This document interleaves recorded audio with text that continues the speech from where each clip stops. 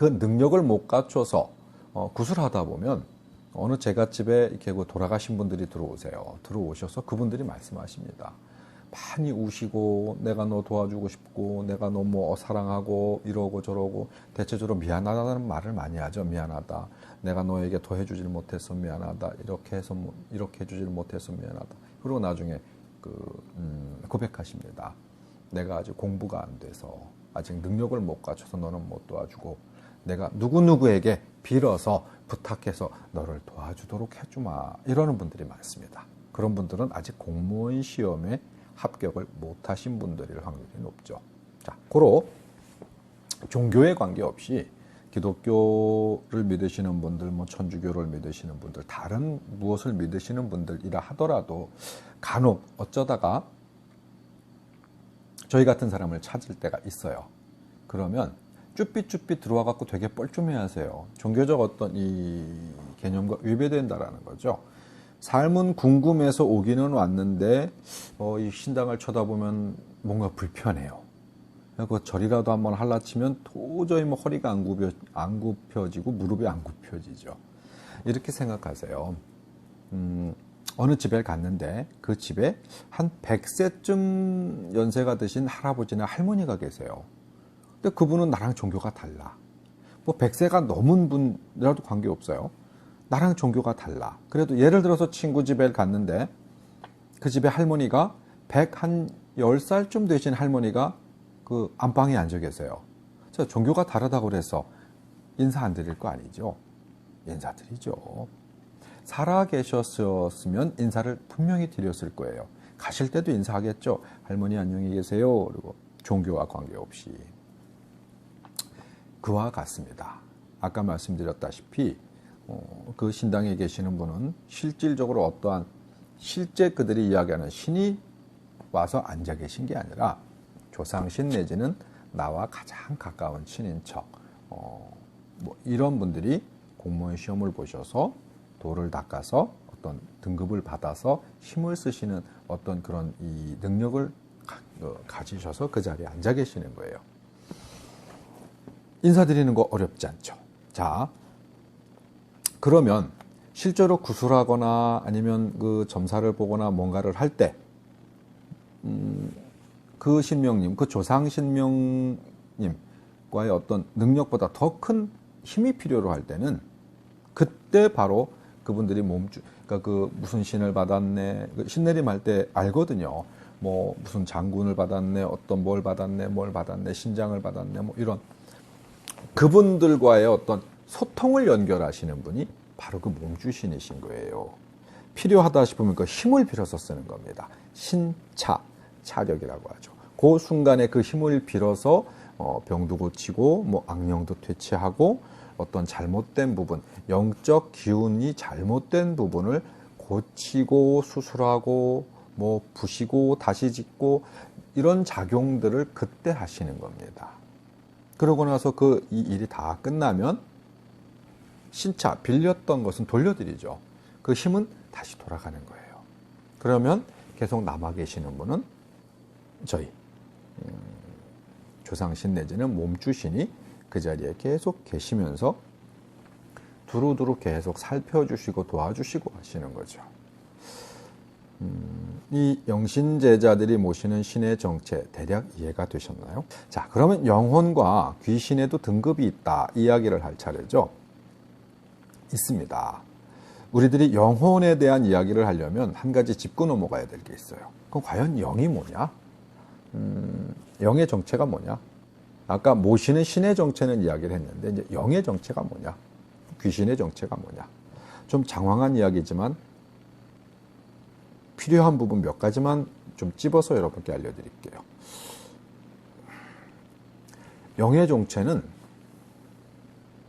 우리가 인간을 먼저 두고 봐야겠네요. 인간의 형상을 했었을 때는 정기신 혹은 영혼백이라고 하는 어떤 이 세 가지 요소가 합쳐졌었을 때는 인간의 모습 혹은 어떤 뭐 동물의 모습일 수도 있죠. 영이 아주 하등의 영이 들어왔었을 때는 동물의 모습. 자, 우리는 인간이니까 인간으로서 이야기를 하자고요. 인간의 모습을 갖췄었을 때는 영과 혼과 백이라는 것이 존재합니다. 그럼 영은 뭐고 혼은 뭐고 백은 뭐냐? 많이들 알고 계시지만 정확하게 분류하는데 좀 불편해 하시는 것 같아요. 자, 분류해 봅시다. 영은 본질이에요. 영은 본질이고 혼은 그 덧입혀지는 껍데기예요. 백은 육체예요. 이렇게 보시면 아주 편합니다.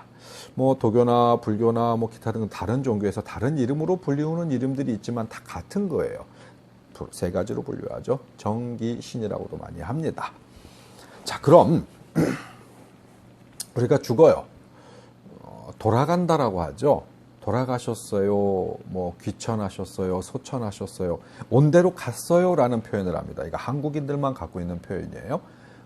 한국인들만이 정확한 본질을 알고 있기 때문에 그렇습니다. 자, 우리가 귀신이라는 이름을 쓰는데, 아니, 귀신이라는 말을 하는데, 원래 바른 표현은 귀신이 아니라 귀산이 맞는 표현이었다. 귀산, 돌아갈 귀, 흩어질 산. 그래서 이 영은 온 곳으로 돌아가고, 혼은 흩어지고, 백도 물론 썩으니까, 우리 육체가 썩으니까 이것도 흩어진다. 해서 영은 돌아가고 혼, 백은 흩어진다 해서 귀산이라고 표현하는 것이 맞을 거예요. 어떤 인간 세계에서 작용을 할 때는 이 귀신 신자를 써서 귀신이라고 이야기를 하기도 하지만, 자, 그러면 영의 본질은 뭐냐? 그러면 우리가 컴퓨터로 치면 소프트웨어. 컴퓨터로 치면 소프트웨어. 맞나요? 아니다. 그건 너무 어려운 표현이니까 컴퓨터 얘기는 빼고, 영은 우리 순수한 본질입니다. 순수한 본질, 거기는 어떤 이 남녀 성별도 없고요. 너와 나의 어떤 친인척 개념도 없고요. 영은 영으로서의 독보적 존재예요. 희노애락도 없고, 영이라는 존재 자체는 순수한 그냥 하나의 어떤 이 기운이에요. 변하지 않는, 영원히 변하지 않는 본질을 영이라고 합니다. 그럼 거기에 혼이 덧붙여진다. 그럼 이 혼은 어떤 존재냐? 혼은 우리가 저의 영혼이, 저의 영이 이 육체를 타고날 때, 이 육체에 깃들 때는 이 부모님, 양쪽 어머님, 아버님, 그러니까 어머니, 아버지, 이 조상, 기타 등등 수많은 인연법이 같이 따라오잖아요. 그게 혼인데, 이렇게 보시면 돼요. 이 세상에 태어나서 수많은 인과관계를 맺고 내가 학습하고 공부하고 하는 어떤 이런 외적인 영향들이 계속 학습해서 쌓여요. 이 학습해서 쌓이는 게 혼입니다. 조금 더 쉽게 표현을 하자면은, 우리가 살기 위해서는 음식을 먹어요. 음식을 먹으면 그 먹는 음식이 혼인데, 그 혼은 우리가 몸속에 들어갔었을 때 우리가 소화작용에 의해 가지고 아주 작은 영양분은 몸에 흡수가 되죠. 그게 이 영혼의 혼의 본질이에요. 아주 작은 영양분은 몸에 흡수가 되고 나머지 거의 모든 대부분은 다시 변으로 배출이 돼요. 혼이라는 개념이 그렇습니다. 근데 음식을 먹을 수 있는, 작용을 할 수 있는 건 우리가 육체가 있어야 작용을 하잖아요. 그 작용을 할 수 있게끔 만들어진 어떤 물체 혹은 이 형상화되어 있는 어떤 이런 사물을 백이라고 그래요. 그러니까 육체라고 하죠. 영혼 백의 그 혼과 백은 그러한 자입니다. 이 세상을 살면서 어떤 인연법에 의해서 어머니가 생기고 아버지가 생기고 가족이 생기고 친구가 생기고 내가 어떠한 것을 공부를 하고 누구와 다툼을 갖기도 하고 사랑도 하기도 하고 희노애락을 경험하는 숱하게 많은 것 중에 아주 작은 부분이 영혼의 이 영양분이 되는 거예요. 그래서 영혼으로 계속 들어갑니다. 영으로 계속 들어가요.